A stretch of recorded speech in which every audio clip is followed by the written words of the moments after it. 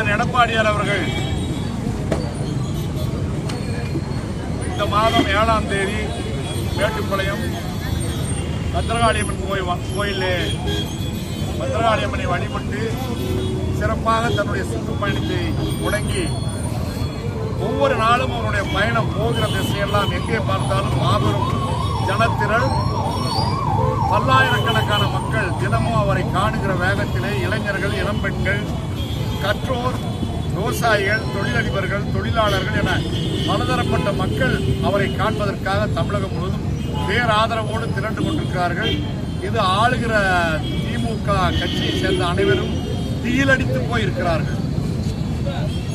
வெகு விரைவில் திமுக வீட்டுக்கு போகிறது என்பது எடப்பாடியார் அண்ணன் அவர்களுக்கு சேர்க்கிற கூட்டமே ஒரு சாட்சி. இப்போ திமுக 4 IAS அதிகாரிகளை திமுகவுடைய சாதனைகளை எடுத்து சொல்வதற்காக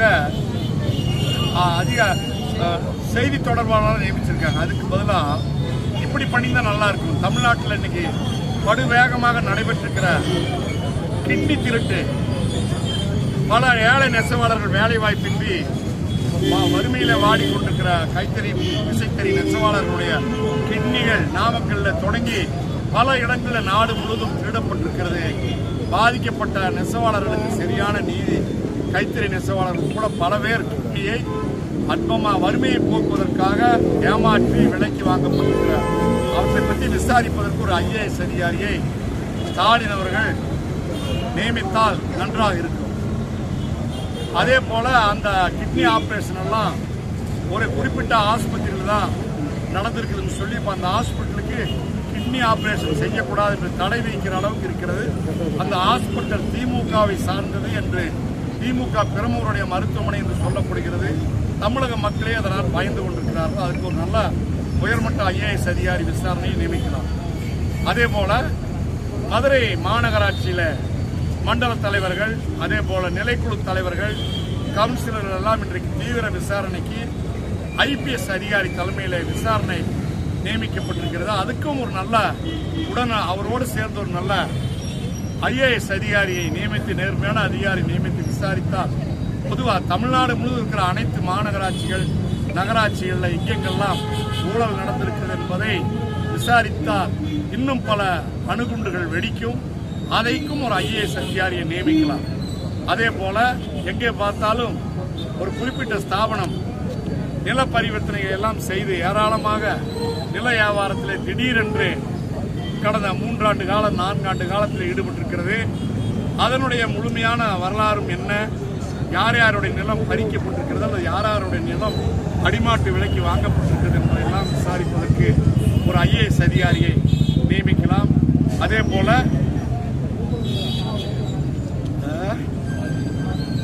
குழந்தைகள் முதல் 80 வயது பாட்டி வரையிலே பாலியல் பலாத்காரத்துக்கு ஆளாக்கப்படுகிறார்கள்.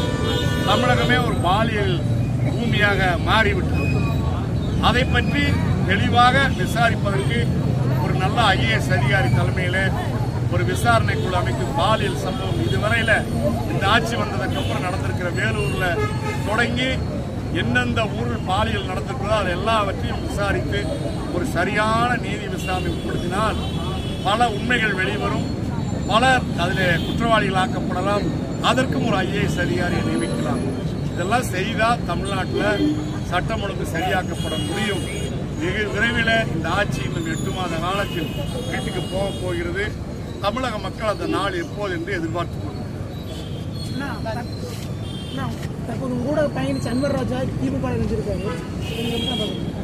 யார் எந்த பக்கம் போனாலும் மக்கள் யார் பக்கம் இருக்கிறாங்க பாத்தீங்கல்ல. ஊரெல்லாம் யார் கூட இருக்கிறாங்க. எடப்பாடியார் போகிற இடத்துல சேருகிற ஜனத்திரள், ஜன சமுத்திரம் வெற்றிக்கு அறிகுறி. நாளை அவர்தான் முதலமைச்சர் என்பதற்கு எடுத்துக்காட்டு. அவசர குடிக்கு யார் கட்சி மாறி போனாலும் அந்தோ ஐயோ பாவம், அந்தோ பரிதாபம். யார் போனவங்களாம் கட்சி மாறி போனவங்க யாராவது எவ்வளவு பெரிய தலைவராக இருந்தாலும் 80 கட்சி மாறி போய் எம்ஜிஆருக்கே துரோகம் பண்ணாங்க. 87 கட்சி மாறி போனாங்க. அப்புறம் 96 கட்சி மாறி போனாங்க. 2006 கட்சி மாறி போனாங்க. விளைந்த காட்டு குருவிகளை பற்றி நான் நாங்கள் கவலைப்படுவதே இல்லை. எங்களுக்கு தெரிந்த ஒரே தலைவர் அம்மாவுக்கு பிறகு எடப்பாடியார், விரைவில் எடப்பாடியார் ஆட்சி. இப்போ வந்து அண்ணாமலை வந்துங்க எடப்பாடியார் முதலமைச்சர் போல சொல்லியிருக்கிறாரு. அதான் டிடிவி சொல்லியிருக்கிறாரு கூட்டணி ஆட்சி. யாரோ என்னென்னமோ சொல்லுவாங்க, அதை பற்றி கவலை இல்லை. அதிமுக தொண்டர்களுடைய ஒரே தாரக மந்திரம் எடப்பாடியார் தான் முதலமைச்சர் வேட்பாளர். அதிமுக தனித்து நின்று அமோக ஓட்டு வித்தியாசத்தை வெற்றி பெற்று 200 தொகுதியில் அதிமுக கூட்டணி வெற்றி பெற்று அமோகமாக முதலமைச்சர் நாற்காலியில் எடப்பாடியார் ஆகும். தஞ்சை சுற்றுப்பயணத்தில் பார்த்தீங்கன்னா வந்து எடப்பாடியார் என்ன சொல்லியிருக்காருன்னா, கோயில்களும் வந்து குடியிருப்புக்கே சொந்தம்னு சொல்லி சொல்லியிருக்கிறாரு. அதை வந்து இன்னும் காடேஸ்வரா வந்து அதை வந்து தவறு அப்படின்னு சொல்லியிருக்காரு. இந்த மாதிரி கொள்கை விஷயங்கள்லாம் நான் பேசக்கூடாது, பொதுச் செயலாளர் தான் பேசணும். கொள்கை விஷயம் இதெல்லாம். ஆனால் இப்போ ஸ்டாலின் வந்து மருத்துவமனையில இருந்தே பணி செஞ்சுட்டு இருக்காருன்னு ஒரு பிம்பத்தை உருவாக்குறாங்களே, அதை எப்படி பார்க்குறீங்க? மக்களுடைய பிரச்சனையை தீர்க்கணும். நான் சொன்ன 4 ஐஏஎஸ் அதிகாரிகளை 4 விதமான குற்றங்கள் தமிழகத்தில் பழிச்சு போயிருக்குன்னு சொன்னல, அதுக்கு 4 ஐஏஎஸ் அதிகாரிகளை நியமிச்சாருன்னா ஒரு மருத்துவமனையிலே அந்த வேலை பார்க்குறாருன்னு. ஆனால் ஸ்டாலின் வரான்னு நிறைய இடத்துல ரோடு பேட்ச் ஒர்க் பண்ணியிருந்தாங்க. அதோ பாவம் பரிதாபம். அதோட அவருடைய பயணம் ரத்துன்னு சொன்ன அடுத்த நிமிஷமே அப்படியே மம்பி கூடைய போட்டு போயிட்டார். அந்த வேலை அதோட ஸ்டாப். இது திருப்பூரில் மட்டுமல்ல, பொள்ளாச்சியிலே அதே மாதிரி. பொள்ளாச்சியிலே அது ஓகே நிப்பாட்டி அந்த வேலையாவது முடிச்சு விடலாம், அதை செய்யல. அந்த உங்களுடன் ஸ்டாலின் நிகழ்ச்சியில் பார்த்தீங்கன்னா பல்வேறு இதில் வந்து மகளிர் உதவி தொகை பண்ணித்தரோம், நிறையா இதில் பண்ணித்தரேன்னு சொல்லி நிறையா இடத்துல நிகழ்ச்சி நடத்திட்டு இருக்காங்க. அதை எப்படி பார்க்கணும்? இத்தனை நாள் அவர் யார் கொடுத்தாரு? வெளிநாட்டுக்காரர் கொடுத்தாரு. இப்போதான்